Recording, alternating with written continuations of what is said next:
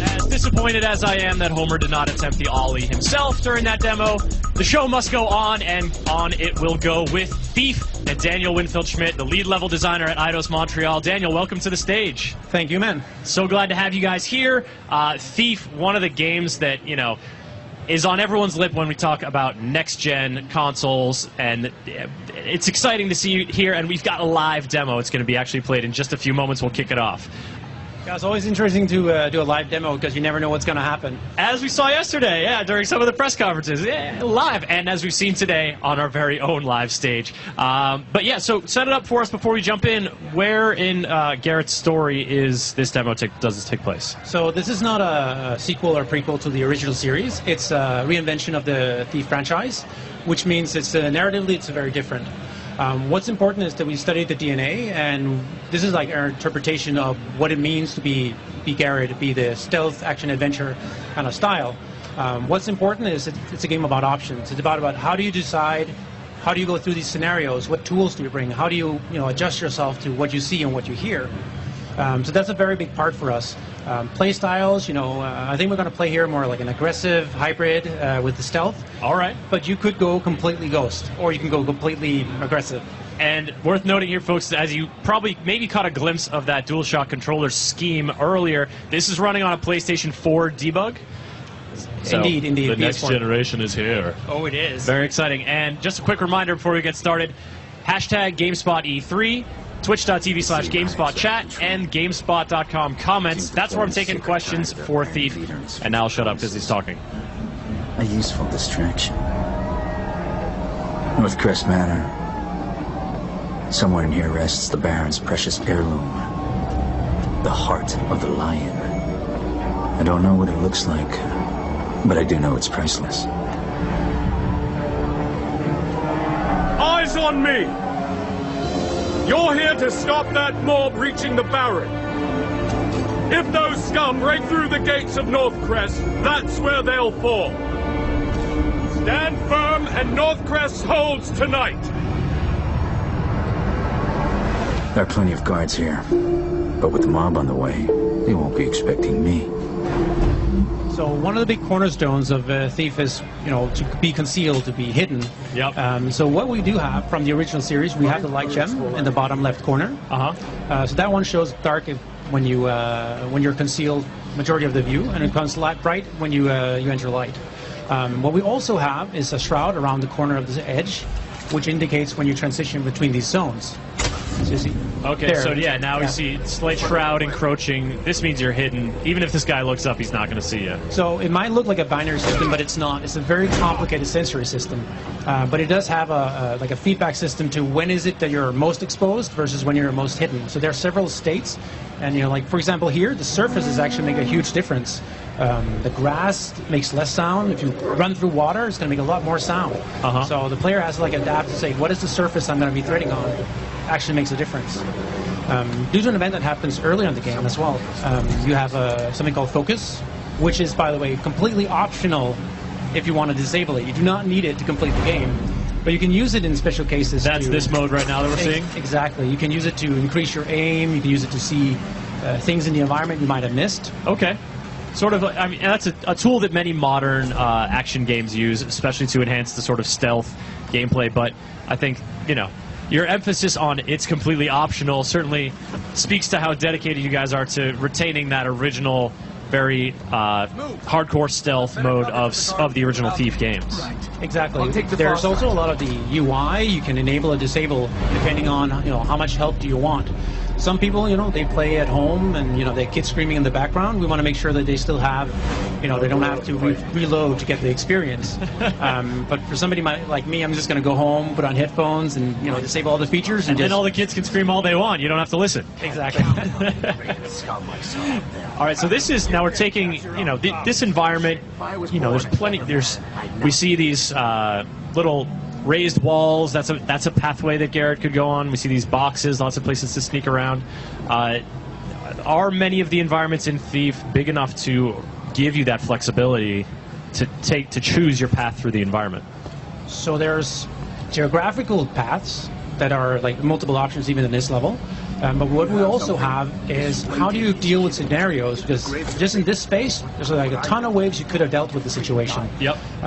One of the things you see here, by the way, is the swoop dash, which is a small thing addition from the original Thief series, where you're able to quickly dash backwards, sideways, like between shadows to really get a hold of the AI. And we also have the fire arrow, as you can see here. That's going to be messy. And you could set fire on these guys, but we can do it more like a stealth approach for now, just to keep you on the edge. Oh, all right, yeah. Just to let you know that we could. You could. We could turn this into a bloodbath, but we'll remain stealthy. We'll remain in the dark. And yeah, so locomotion, obviously a huge part of staying in stealth, and you were talking about that little swoop move that we've seen a few times. What other tricks does Garrett have up his sleeves, or his boots, as the case may be? Up his boots? Yeah, down the boot? Down the boot. So there's a lot of things about the how we designed both the combat and how we design different things you could do. But even if you play aggressively, you still have to work from the shadows. So if you run into open light, you're not going to have a very good chance. So it's still hit and run from the shadows, even within our aggressive mode. So if you just want to stay out of it, it's probably staying concealed. It's probably the strongest thing he can do. Now, one of the things he does to stay concealed is make use of a robust tool set. And Georgina on Twitter is wondering about the tools that Garrett can use and about their durability. Is that also a factor? So right now, the arrows are shattered on impact to leave less evidence that he was even there. Oh, nice. So there's a small twist. Not durable on purpose. Exactly. Yeah. So you don't want to leave a mark anyway, so that's kind of the thing. So what you have here, you've seen the fire arrow that you can use to ignite things. You can destroy objects with it. You also have the blackjack. You can create sound by slapping a table or whatever. And then in addition, you have the focus abilities, which can be used in different ways. For example, you can use it to see through, see if there's anybody on the other side. There you go. You can see footsteps of the guard on the other side. So it's not overpowerful because you can't see who it is. You can't see. You have to like pay attention to what they're doing. Yeah, you can get a little contextual clue, but it's not giving the game away. It's not exactly showing you the entire silhouette in this case. And that was a nice little bit of robbery. Exactly, and they had no clue what just happened. And so you gained XP from that, at the very least, probably some money as well. Is that, what systems do those fuel, the gain of XP and the gain of money? So money, of course, you can buy more arrows and more tools and so on.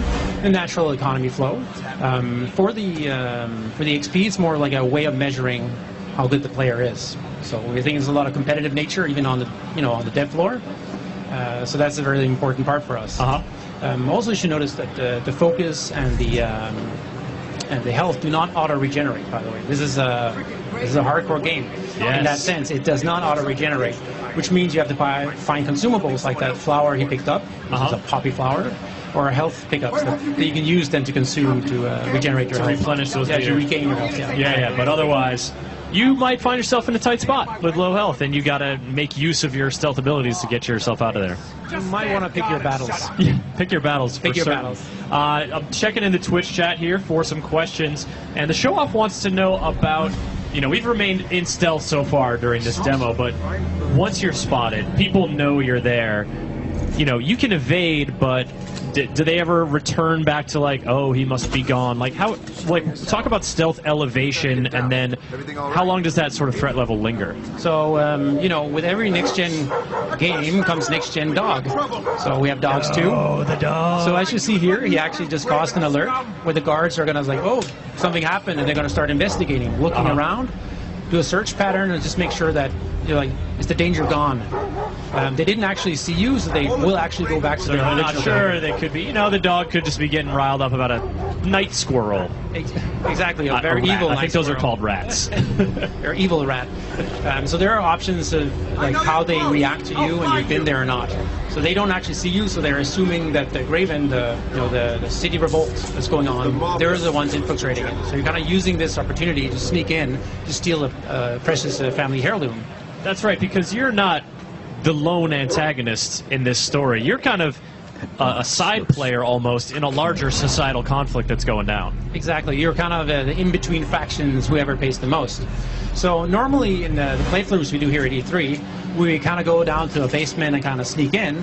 But here we're going to do something a little different. We're going to, bam, That was loud. That was loud. I was a little too far away. So what we're going to do here is go through the attic, which is a different entry point that we haven't shown so far. Intriguing. So what awaits in the attic? So what you'll see here is the rope arrow. So it's back. So people have asked if the claw replaced it. It just does not. So this is a great opportunity to gain access to certain places. Oh, yeah. Because, you know, he's a pretty adept climber, but sometimes you just need a little help from your very own rope ladder. Rope ladder, yes, excellent. So what would, you know, a thief be without a crowbar? Question just popped up on Twitter 50 seconds ago asking about the rope arrow. There you go. Boom, Derek. There you go. You got your rope arrow, Derek. You read this guy's mind. Just for you. Now we're infiltrating the attic, and so this is hidden room. This is interesting because he's searching for something he calls the heart. That's a precious item. He doesn't know what it looks like. So the heart of the lion. So there's some information you get prior to going here. Unfortunately, this is all we're showing for now. So you infiltrate the mansion, and the mansion goes on, and he goes on. It's a pretty big mission. Okay. So you infiltrate it, and you have to find out where it is. He's hidden it somewhere. And it's about finding clues. Where could he have hidden it? Why did he hide it? There's a lot of information. I think that's very important for the Thief franchise, is to have that, you know, that underlying. You can investigate. You can find information. There's a lot more backstory than meets the eye, and that's kind of what the exploratory element comes to it. And that kind of stuff, you know, does it just sort of inform you about the world and flesh it out and give you some cool context, or does it actually, will it clue you into some things about the mission that maybe you can then leverage? A lot of it, like, it has to have meaning to it, right? So if you start investigating, you get backstory, you get like small fun nuggets of entertainment, or you find maybe secrets that you would miss otherwise. Oh, he hid this thing underneath the bookshelf, and then you have to go investigate. Eventually, you find the thing you were looking for. We've got a question from Twitch chat wondering about third-person view. Zonehammer is curious. You know, this is obviously first-person in the demo and all that we've seen so far, but previous Thief games have had third-person view, and so primarily this is a first-person game. Yes. And in small segments, we have a third-person climbing sequences, just like small here and there, very isolated compared to the main game. So it's a purely first-person systemic game. Cool. This, you know, this being a show where next-gen hardware is on display and next-gen gizmos and gadgets and whatnot, this was playing on a PS4 debug, after all. Touchpad use on the PS4 controller or any kind of tablet integration, that kind of stuff. What do you got? So for the PS4, we have some motion control to help with the swoop. We have aiming with the bow, and we have some ideas for how to do frame search and stuff like that with the touchpad. So there we have a lot of ideas right now. Right now we're not showing too much because our ideas are still, we really want to make them. They're still ideas. You know, you yeah. need to see if they're actually going to work in the game or not, whether or not they're just neat ideas. All right, checking here on Twitter, and yeah, that dude is just super happy about the rope arrows. Will they face purely human enemies, wonders Cyber Blackjack. That's a good question. Because there's that tinge of the supernatural to the Thief world. You know, it's not, no one's casting spells in your face really or anything, but there is something else going on. So there is something very important to the story that is a little mystical. We want to keep the game very grounded, to not make it too much over the top. We don't want, you know, Garrett acquiring fireballs and that kind of thing. We want to keep it very grounded. There will be variation. I'm not going to go more into it. Okay. But unfortunately, you will not see Bureks, for example. I'm sorry. That's all right. There's still, you know, you want to get in touch with those guys. Go Thief Legacy. All right, Daniel. Thief is coming out on what platforms, and when is it coming out? It is coming 2014 on PS4, high-end PCs, and Xbox One. Fantastic. Fully next-gen, and a great showing so far at E3. Hope the rest of the show goes well for you. Thanks for joining us. Thank you so much. Cheers, folks. Now that is your look at Thief, and there's more to come from the GameSpot Stay Show today. Let me just call up the schedule and give you a little peek at what's coming up. We've got Destiny later, Call of Duty Ghosts, Daylight, Loco Cycle, but next, It's going to be Beyond Two Souls. We got a brief look at that during the Sony, well, not that brief, look at it during the Sony press conference with the woman character, I'm totally blanking on her name, going through some military exercises. We're going to hopefully see more of that and get a chance to ask questions about Beyond Two Souls when we come back to the live stage after this.